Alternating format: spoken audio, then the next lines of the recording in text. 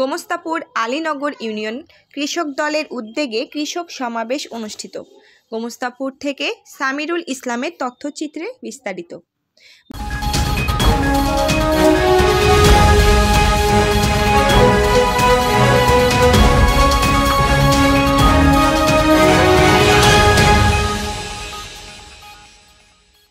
বাংলাদেশের সংখ্যাগরিষ্ঠ কৃষক জনগোষ্ঠীকে সংগঠিত করার লক্ষ্যে সারা দেশে ৩ মাসব্যাপী চলা ইউনিয়ন পর্যায়ে কৃষক সমাবেশের অংশ হিসেবে চাঁপাইনবাবগঞ্জ জেলার গোমস্তাপুর উপজেলার আলীনগর ইউনিয়ন কৃষক দলের উদ্যোগে কৃষক সমাবেশ অনুষ্ঠিত হয়েছে।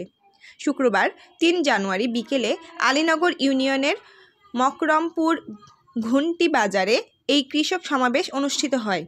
আলীনগর ইউনিয়নে কৃষক দলের সভাপতি আজিজুর রহমান এর সভাপতিত্বে অনুষ্ঠিত সমাবেশ সভায় প্রধান অতিথির বক্তব্য দেন জেলা কৃষক দলের আহ্বায়ক তৌসিকুল ইসলাম।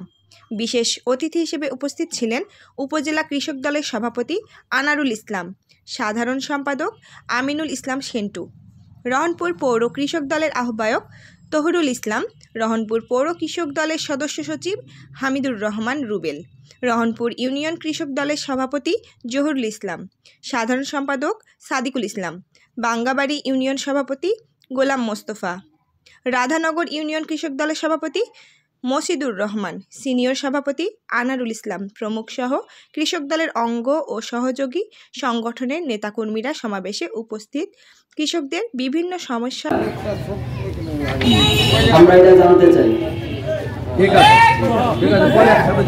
কথা শুনেন অতিথিরা এবং পরে সমাধানের জন্য বিভিন্ন দিক নির্দেশনা দেন তারা এবং বাংলাদেশ জাতীয়তাবাদী কৃষক দলের লিফলেট বিতরণ করেন।